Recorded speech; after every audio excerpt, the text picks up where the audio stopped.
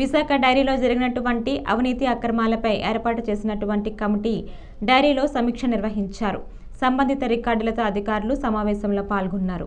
Visakha dairy మీద రాష్ట్ర ప్రభుత్వం వేసిన ప్రత్యేక house committee chairman Jyothula Nehru, Bonda Umamaheswara Rao, Velagapudi Ramakrishna Babu, Palla Srinivasa Rao, Gouthu Sirish, RVSKK Ranga Rao, Datla Subbaraju Visakha dairy చేరుకొని సుమారు 2 గంటల పాటు డైరీలో సమీక్ష చేశారు. కమిటీ సభ్యులు మాట్లాడుతూ విశాఖ డైరీ మీద వచ్చిన ఆరోపణలపై శాసనసభలో కమిటీ నియమించడం జరిగిందని తెలిపారు. నిజ నిజాలు తెలుసుకునేందుకు రావటం జరిగిందని, జిల్లా అధికారులు ప్లాంట్ సిబ్బందితో చేర్పించి నిపుణుల బృందాన్ని ఏర్పాటు చేయనున్నామని అన్నారు. నిజాలు ఆరోపణల కంటే సందేహాలు ఎక్కువగా ఉన్నాయని కమిటీ తెలిపింది. పాడి రైతులకు లబ్ధి చేకూరడం లేదని, రైతులు వారి కుటుంబానికి సరైన వైద్యం లభించడం లేదని తెలిపారు. కోఆపరేటివ్ నుంచి సంస్థగా ఏర్పడిన తరువాత ఆరోపణలు ఎక్కువగా జరిగాయని, రైతులు స్థానికులు నేరుగా అసెంబ్లీకి వచ్చి ఫిర్యాదు చేశారని చెప్పారు. పాడి రైతులకు సంబంధించి దానా ధరలు పెంచేశారని, అదేవిధంగా రైతుల వద్ద నుంచి తీసుకుంటున్న పాల ధరను తగ్గించారని అన్నారు.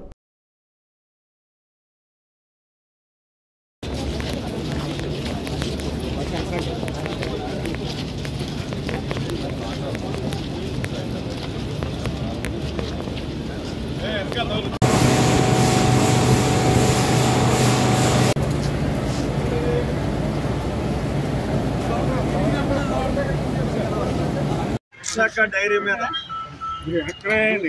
వచ్చినటువంటి ఆరోపణల మీద ఆంధ్ర రాష్ట్ర లెజిస్లేటివ్ కమిటీని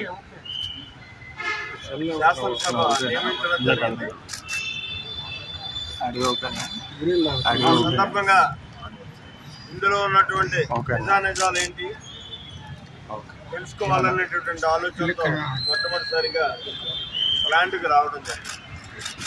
ఆ సందర్భంగా సుదీర్ఘంగా ఇక్కడ ఉన్నటువంటి ప్లాంట్ అధికారులతోటి జిల్లా అధికారులు కలిసి దీని ముందు వచ్చినటువంటి ఆరోపణలు కూడా చర్చించడం జరిగింది. అయితే మీరు అడగొచ్చు ఈ చర్చల్లో ఏమొచ్చింది అని చెప్పి. మరింత సందేహాలు వచ్చాయి. చర్చల్లో వారు ఇచ్చినటువంటి యాజమాన్యం ఇచ్చినటువంటి సమాధానాలు చూస్తే వచ్చినటువంటి ఆరోపణల కంటే సందేహాలు ఎక్కువ పెరిగినటువంటి పరిస్థితి. ప్రస్తుతానికి ఇంకా ఏమి క్లారిటీ రాలేదు. మళ్ళీ భవిష్యత్తులో దీని మీద నిపుణులు కూడా వేసి ఇక్కడ ప్రధానంగా ఆడిటర్ ఉండాల్సినటువంటి అవసరం ఉంటుంది. ఆర్థిక నిపుణులు, అలాగే కంపెనీ యాక్ట్ను పూర్తిగా క్షుణ్ణంగా తెలుసున్నటువంటి ఒక వ్యక్తిని, అదే రకంగా కోఆపరేటివ్ ఇవన్నింటినీ ముగ్గురిని కూడా చూసుకునే వాళ్ళతో పాటు మా కమిటీ కూడా క్షుణ్ణంగా పరిశీలన చేసి దీని మీద నిర్ణయం తీసుకోవడం. వచ్చినటువంటి ఆరోపణలు చూసినట్టయితే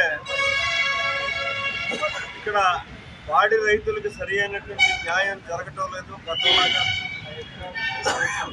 కంపెనీ యాక్ట్ వచ్చిన తర్వాత పాడి రైతులకి లబ్ధి జరగటం లేదు. అలాగే రైతాంగానికి వైద్య సౌకర్యం అందటం లేదు.